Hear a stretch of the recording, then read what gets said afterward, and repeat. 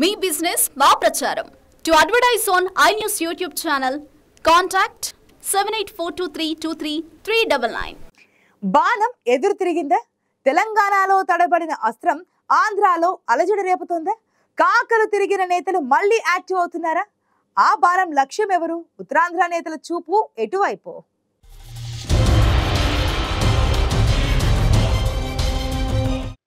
జగనన్న వదిలిన బాణం ఎదురు తిరిగిందట.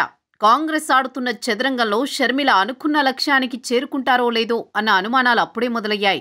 ఇప్పటికే ఉత్తరాంధ్రలో షర్మిల పర్యటనపై నెలకొన్న ఉత్కంఠతో రోజుకో మలుపు తిరుగుతున్నాయి రాజకీయాలు. రాజన్న బిడ్డగా కాంగ్రెస్ కండువా కప్పుకున్న వైఎస్ షర్మిలకి అనూహ్యంగా పీసీసీ పగ్గాలప్పగించిన పార్టీ అధినాయకత్వం ఆమె మెడలో వీరతాడు వేసి వదిలింది. ఇప్పుడు ఆ బాణం తను గుచ్చుకుంటే ఎలా ఉంటుందో చూపించాలనుకుంటోంది.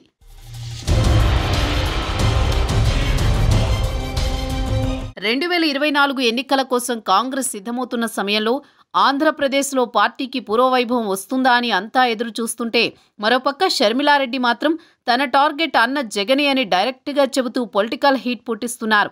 ఒకప్పుడు ఉత్తరాంధ్రలో కాంగ్రెస్ పార్టీకి కాకలు తీరిన నేతలు ఉండేవారన్నది వాస్తవం.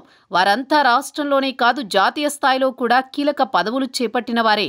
అప్పట్లో రాష్ట్ర విభజనకు మద్దతు తెలిపిన తర్వాత ప్రభను కోల్పోయిన వారంతా ఉత్తరాంధ్రలో ఒక రకమైన అజ్ఞాతవాసం గడుపుతున్నారు. వారంతా షర్మిల వెంట నడుస్తారా? తమ రాజకీయ అనుభవాన్ని రాజన్న బిడ్డకు అందిస్తారా అని చూస్తున్నారంతా.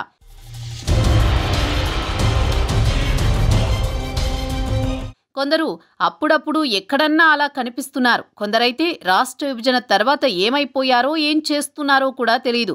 కరడుగట్టిన కాంగ్రెస్ వాదులు ఉన్న ఉత్తరాంధ్రలోని విశాఖ, విజయనగరం, శ్రీకాకుళం జిల్లాల నేతలు తర్వాత కాంగ్రెస్ పార్టీ పరిస్థితి చూసి సైలెంట్ అయిపోయారు. కొందరు తమ రాజకీయ భవిష్యత్తు కోసం కండువాలు మార్చేశారు. మంచి రోజులు ఎప్పటికైనా రాకపోతాయా అని చూస్తున్నవారు మళ్లీ యాక్టివ్ అవ్వడానికి షర్మిల రూపంలో అవకాశం దొరికిందంటున్నారు రాజకీయ నిపుణులు.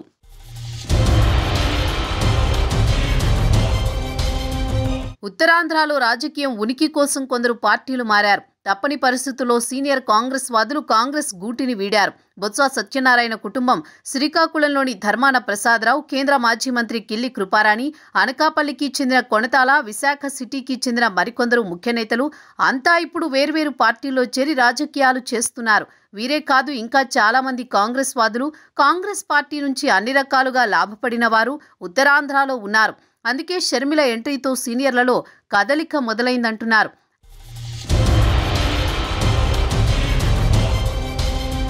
జగన్మోహన్ రెడ్డి ఒక్క అవకాశం అంటూ 2019 ఎన్నికల్లో రాజన్న బిడ్డగా అధికారంలోకి వచ్చారు.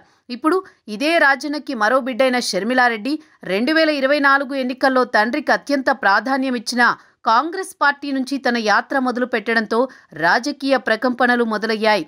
ఇప్పటికే ఉత్తరాంధ్రలో పర్యటన ముగించుకున్న వైఎస్ షర్మిల కాంగ్రెస్ క్యాడర్ సమావేశాలతో పాటు తన అన్న జగన్ ప్రభుత్వంపై విమర్శనాస్త్రాలు సంధిస్తున్నారు. 175 సీట్లలో పోటీ చేయాలని భావిస్తున్న కాంగ్రెస్ పార్టీకి ఈసారి అభ్యర్థుల తాకిడి పెరుగుతుందని రాజకీయ విశ్లేషకులు భావిస్తున్నారు. ఇప్పటికే తమ వారసులను రాజకీయంగా పరిచయం చేయాలనుకుని జగన్ నిర్ణయంతో ఆలోచన విరమించుకున్న పాతతరం నేతలు కాంగ్రెస్ ఆఫర్ని వదులుకుంటారా అన్నది ఇప్పుడు అందరినీ తొలిచివేస్తున్న ప్రశ్న.